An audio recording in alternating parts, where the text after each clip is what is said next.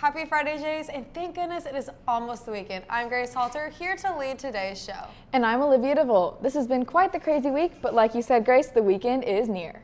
What a great way to get right into the weekend with a KLHS show once again.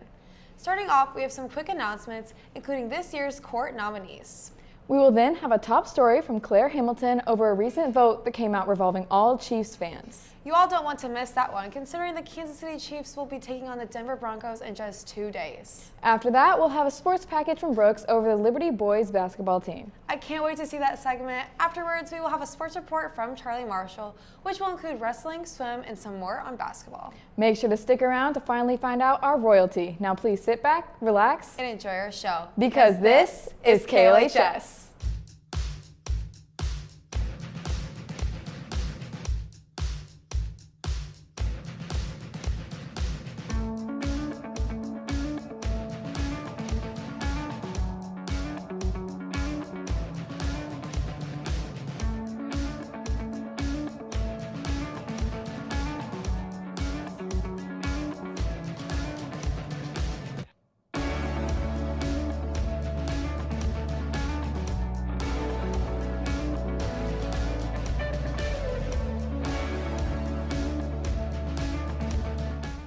Before we get into top story, we wanted to not keep you all waiting and wondering, so we will be announcing the court at this very moment. Drum roll, please.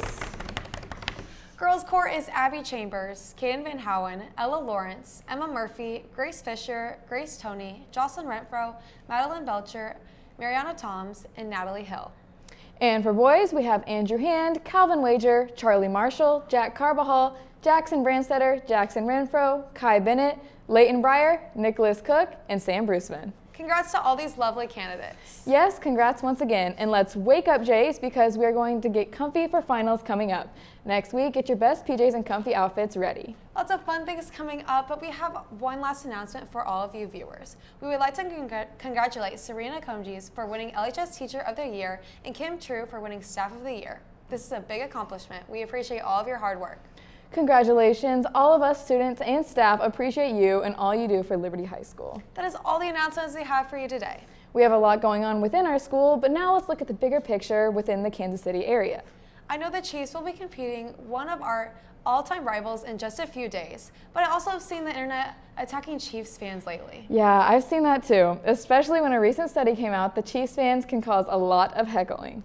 I wouldn't be surprised because we have lots of passionate fans in our area. But Claire has more on this story. Take it from here.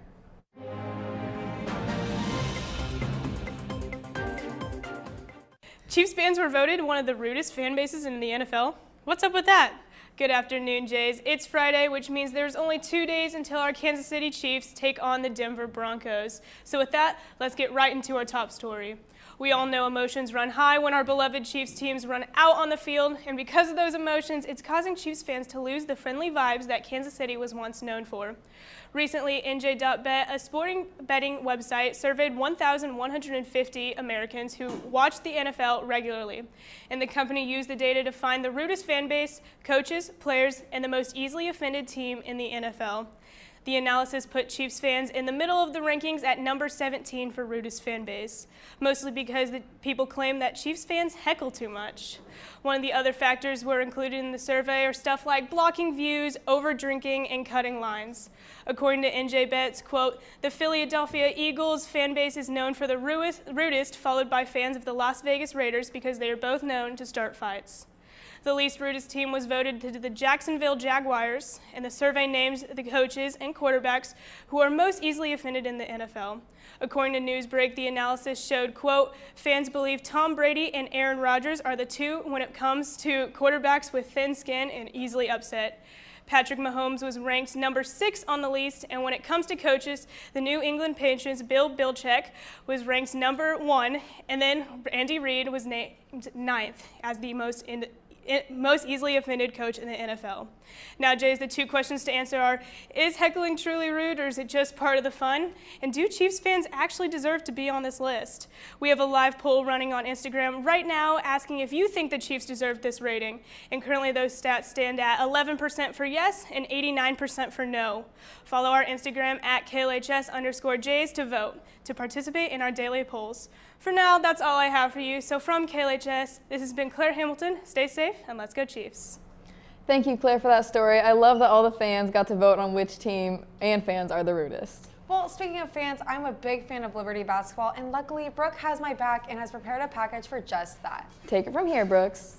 As basketball season gets underway, there are some new faces on the court.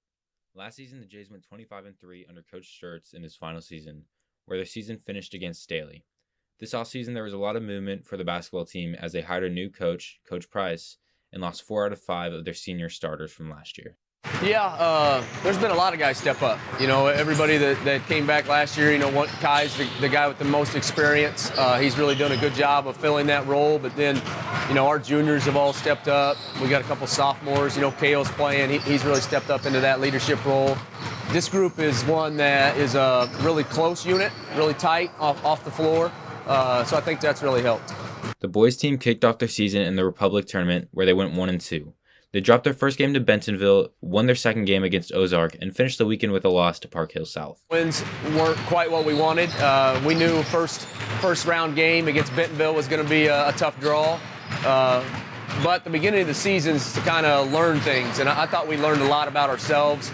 We're going to really use this week to kind of hone in on the things that we saw in the games that we need to keep tweaking to get better, and I think this group will do a good job with that. The Jays are set to face the 2-3 Blue Springs South Jaguars this upcoming Tuesday on the 13th for their first regular season game. You know, this week we're just working on the things that we weren't very good at down at Republic, and then just keep building on the things that we are good at, and you know, those things should help us carry over into next week. Coach Price and the Jays are looking to even their record come Tuesday and start the season strong with all their new starters. With that, I'm Brooks Babcock signing off for KLHS. Thank you, Brooks, for that amazing package, and good luck to Coach Price as he is expected to lead this team to many victories. I can't wait to see how our basketball teams play this year. Since we are on the topic of sports, Charlie has prepared a sports segment for us, as well as some trivia thrown in there. Without further ado, take it away, Charlie.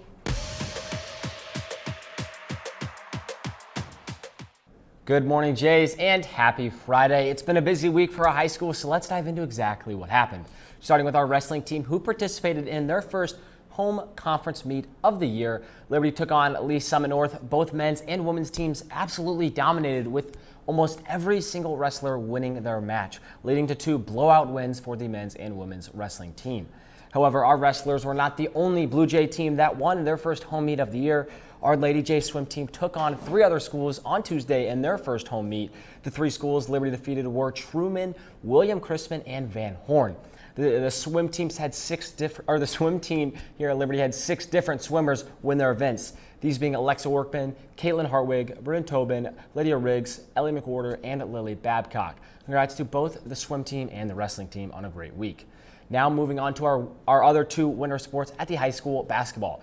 Starting with women's basketball, who has played twice since we last talked. The first game this week was on Tuesday, where Liberty played and lost versus DeSoto. An extremely close loss for Liberty, with the final score being 55-50.